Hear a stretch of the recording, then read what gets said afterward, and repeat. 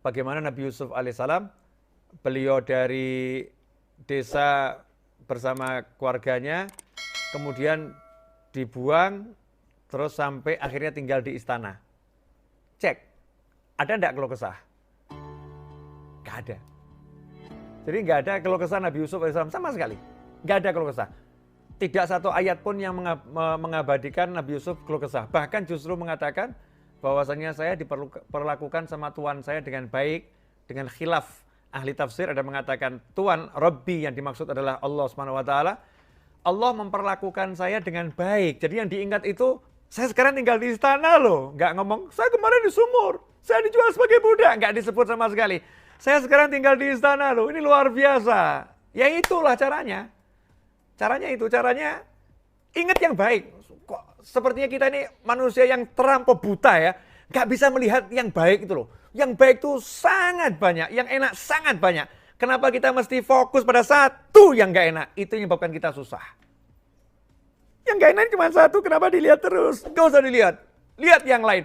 Aku sehat, aku punya keluarga, aku punya ini, aku lihat itu. Dipecat, just satu masalah.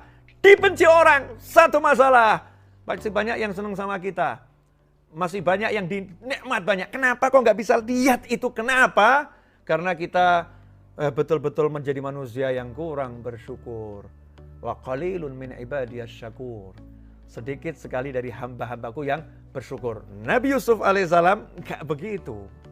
Keren betul nih kalau kisah ini kita renungkan benar, dibuang, diangkut sebagai barang. Kalau sekarang tuh dimasukkan kontainer, dikirim gitu lah, bayangin. Dimasukkan kontainer, dikirim, gak pernah cerita pada yang lain. Gak pernah nyebut pada yang lain. Gak pernah ungkit pada yang lain. Gak pernah sebutkan semua itu. Gak ada. Dalam sejarah Nabi Yusuf alaihissalam nyebut itu tidak sama sekali. Allah yang menceritakan. Allah yang menceritakan penderitaan Nabi Yusuf itu Allah Subhanahu wa taala. Tapi Nabi Yusufnya gak pernah cerita. Sementara kita nggak sibuk cerita yang nggak enak ini, bahkan di-share di YouTube, di-share di Facebook, di Instagram, di WhatsApp ya, bahkan update status baru dipecat. Masya Allah. Ya kan? Ini kalau dipecat loh ya. Dipecat ini kan maknanya macam-macam. Bisa dipecat A, dipecat B, dipecat Z ini ya. A sampai Z itu. Yang disebut yang nggak enak aja. Makanya caranya biar bisa dari desa menuju istana adalah la in syakartum la'azidannakum wa la in kafartum inna 'adzabi lasyadid.